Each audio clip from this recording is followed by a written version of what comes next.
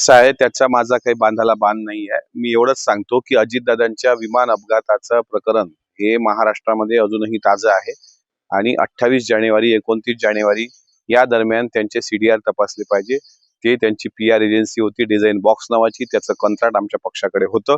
पण सचिन पायलट असतील, DK शिवकुमार असतील, त्याच्यानंतर अशोक गहलोत असतील, या सर्वांनी त्यांना हाकलून दिल्यानंतर ते आमच्या पक्षात कसे आले, कोणी आणलं, याच्यावर मला भाष्य करायचं नाहीये. पण सुनेत्रा वहिनींचं मनापासून आभार की त्यांनी त्याला घरचा रस्ता दाखवलाय. पण अजितदादांच्या विमान अपघाताच्या संदर्भात नरेश अरोराचे कॉल डिटेल्स काढले पाहिजे, एवढं मात्र मला या निमित्तानं मुख्यमंत्र्यांना पत्र देऊन कळवायचं आहे.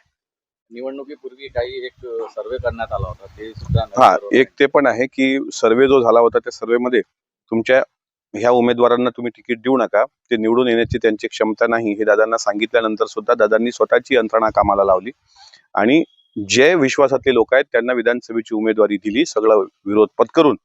आणि त्यानंतर अजितदादांच्या त्या सर्व आमदारांना, म्हणजे जे बऱ्यापैकी विदर्भात तर 90% निकाल आला, सर्व आमदार विजयी झाले. आणि तेव्हापासून दादाच्या लक्षात आलं होतं की या बाह्य यंत्रणेपेक्षा आपण जे स्वयंभू आहोत तेच महत्वाचं आहे, तेच लोकांना अपील होणार आहे. याचा कुठलाच फायदा पक्षाला झाला नाही, फक्त गुलाबी जॅकेट आणि त्यांचे ते 10-12 कार्यकर्ते, याच्या पलीकडे याचं काही नव्हतं. मध्यंतरी त्याच्यावर मी लिहिलं पण होतं की यशाचं डिझाईन म्हणजे 40 आमदार निवडून आल्यानंतर तू शहाणा येतो आणि डायरेक्ट अजितदादांच्या खांद्यावर हात ठेवतो आणि मग पुणे आणि पिंपरी चिंचवडचा पराभव झाला, त्याची जबाबदारी कोणी घ्यायची? सगळ्या गोष्टी आपण लक्षात घेतलं पाहिजे.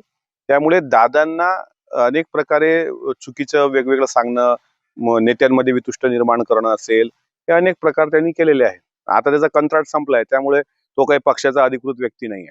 आणि मी पक्षात मला जे काही जाणवलं ते मी स्पष्टपणे आपल्यासमोर मांडलंय.